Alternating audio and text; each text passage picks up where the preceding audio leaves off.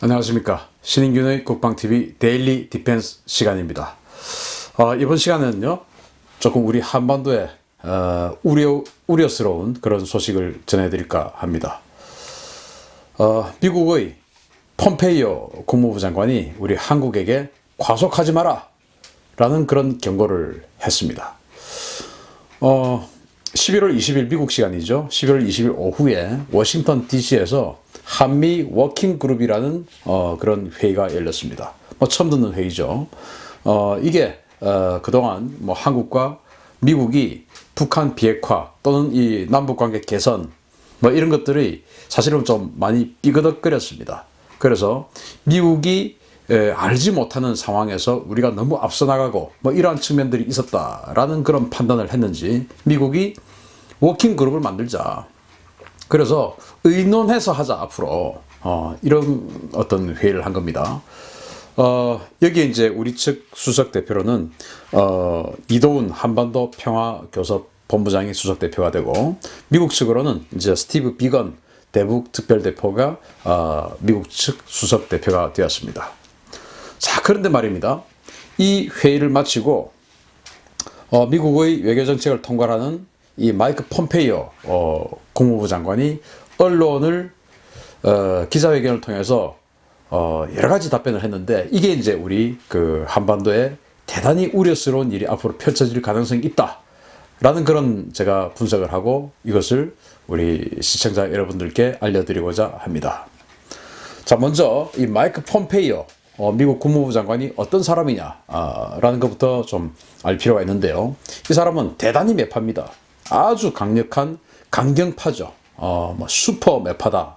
이렇게 그동안 알려졌었는데 요즘은 이제 존 볼턴 그 국가안보 보좌관의 그 매파의 자리를 내주고 자기가 이제 국무부 장관이니까 요즘 조금 부드러운 그런 정책을 펴는 것처럼 보였는데 원래는 거의 볼턴 그또 지금 린지 그레이엄 상원의원 이런 사람을 능가할 정도로 매파였습니다. 이 사람은 1963년생입니다. 캘리포니아 출신이고요. 그 2011년도부터 2017년까지 미 연방 하원 의원을 지냈습니다. 정치인이죠. 육군사관학교를 졸업했고요. 그리고 하버드 대학 로스쿨을 졸업했습니다. 그런 정치인인데 트럼프 대통령의 선거 캠프에서 활약을 했고 이제 야당 시절에 오바마 대통령이 2015년 그 이란하고의 핵협상을 체결했어요. 그때 이런 협상을 해서는 안 된다. 당장 이란하고 핵협상을 폐기해라. 북한 봐라. 이따위 협상 계속 해주고 하니까 핵 개발 해버리지 않느냐. 북한이나 이란이나 이런 나라들은 아주 쓰레기 같은 나라들이니까 이런 나라는 그냥 놔두면 안 된다. 말로 해서는 안 된다. 무조건 공격이다. 이런 나라들은. 이런 주장을 연방 하원 의원 즉 야당 시절에 했었습니다. 그러다가 이제 트럼프 대통령의 선거 캠프에 합류를 해서 트럼프 대통령 승리의 어떤 공신이 됐죠. 그리고는 CIA 국장이 되었습니다. CIA 국장이 되어서도 그 여러 가지 강경한 발언들을 쏟아냈는데요.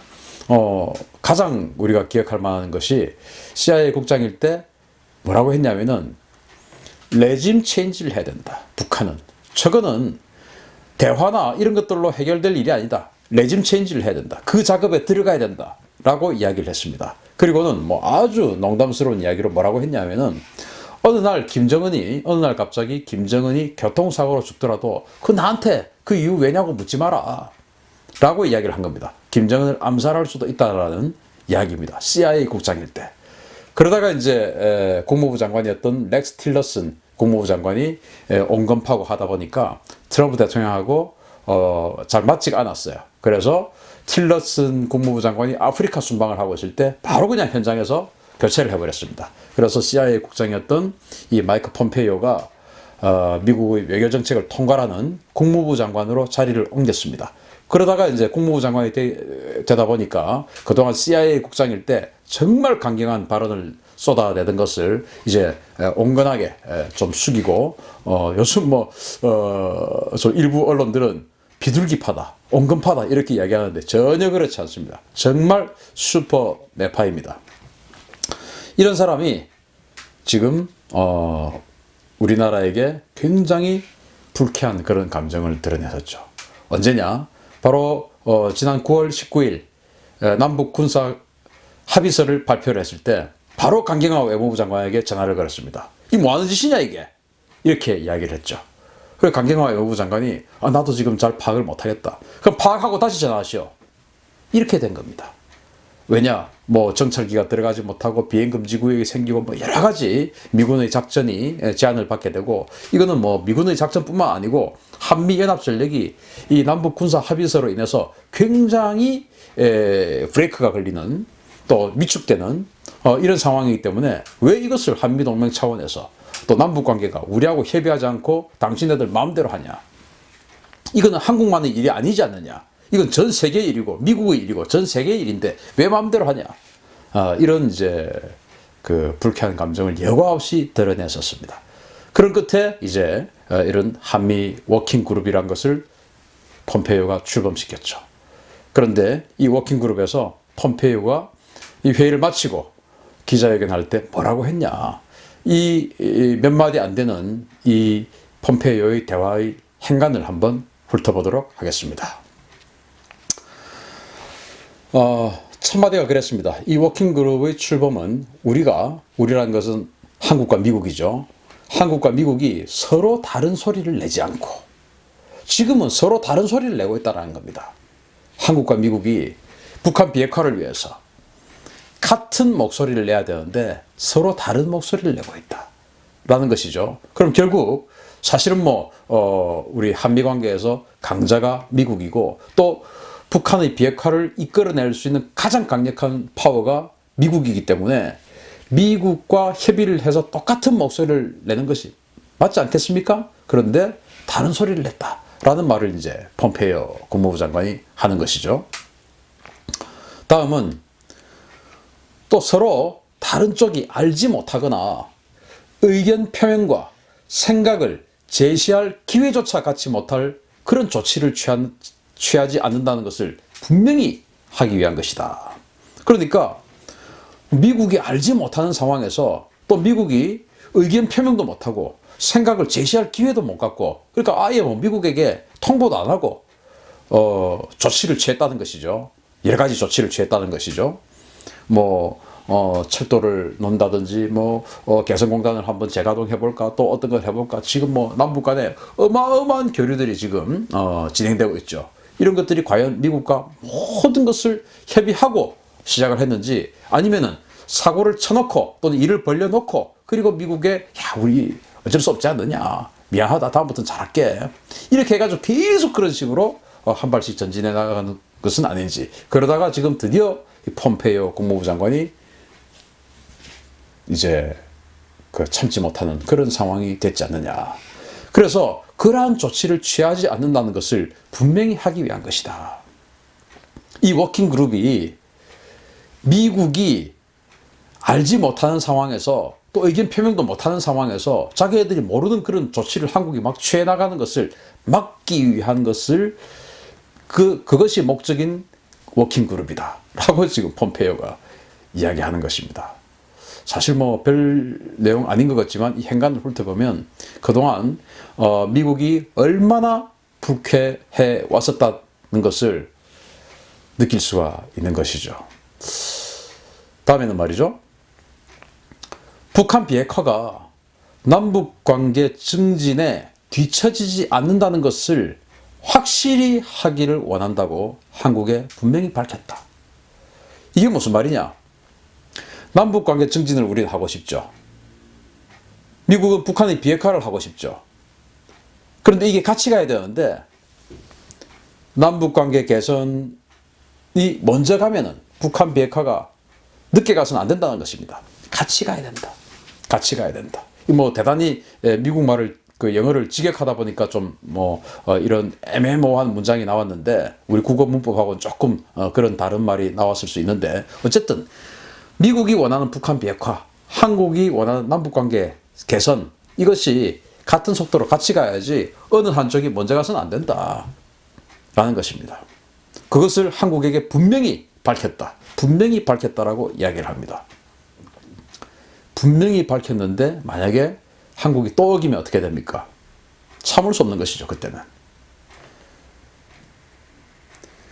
우리는 방금 지금까지 쭉 말해왔던 그런 것들을 나란히 함께 나아가는 것으로 여긴다. 나란히라는 것은 뭡니까? 속도를 맞추어서, 보폭을 맞추어서 같이 가는 것이지 한쪽이 먼저 나가는 것은 나란히가 아니죠.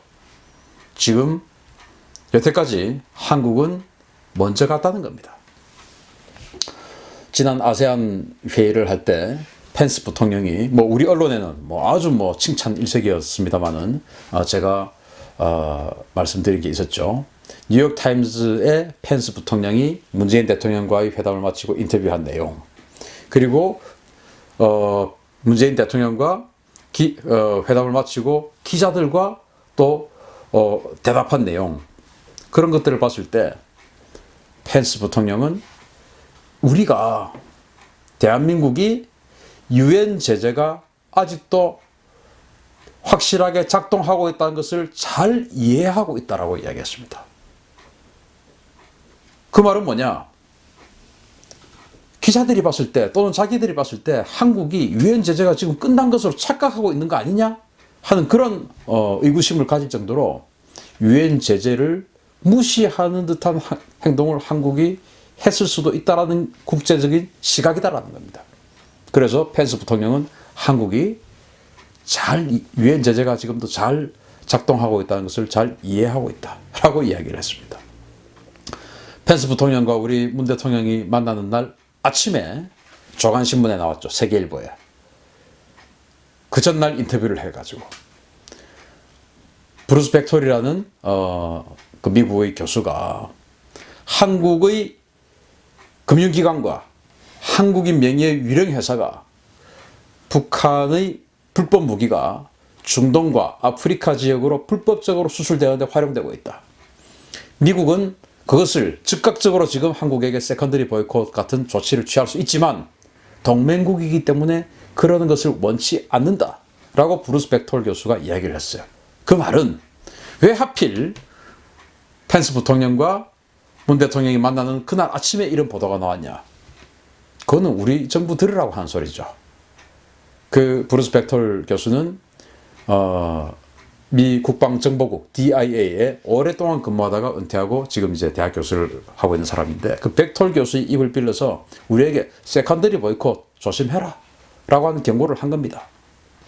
자, 폼페이오 국무부 장관 되기 전까지는 김정은에 대한 암살, 레짐 체인지 이런 것들을 서스럼없이 이야기하던 강경파였습니다. 또 여당이 되기 전 야당 하원 의원 시절에는, 연방 하원 의원 시절에는 이란, 북한 이런 나라들은 대화해서는 안 된다. 저런 나라들은 전쟁해야 된다. 공격해야 된다. 이런 주장을 하던 초강경 매파입니다. 이런 사람이 지금 미국의 외교정책을 잡고 나가고 있습니다. 김영철과 김정은과 3번 만났습니다. 4번째 만나려고 했는데 실패했죠. 외형적으로는 북한이 아직 준비가 덜 됐다라고 이야기를 했다라고 하지만 그 이후에 북한의 행보를 보면 나름대로 강경하게 나가고 있습니다. 그전에는 아주 조심했는데 그 이후로 그 4차 회담이, 폼페이오와의 4차 회담이 결렬된 이후에 김정은이 느닷없이 첨단 전술 무기라고 이야기를 하면서 무기 개발 현장을 가고 계룡대를 공격하는 군사훈련장을 보여주고 또 전쟁 준비를 하라라고 전 인민에게 하달을 하고, 그리고 해군 사령부에는 경비 개선을 절대 한치도 용납하지 마라, 양보하지 마라 이런 명령을 내리고 이렇게 강경하게 나가고 있습니다. 이 상황에서 우리가 폼페이오 국무부 장관으로 대변되는 미국의 외교정책에 위반하는 행동을 만약에 했을 때 우리는 지금 여러 차례 지금 경고를 받고 있습니다. 정말 대한민국이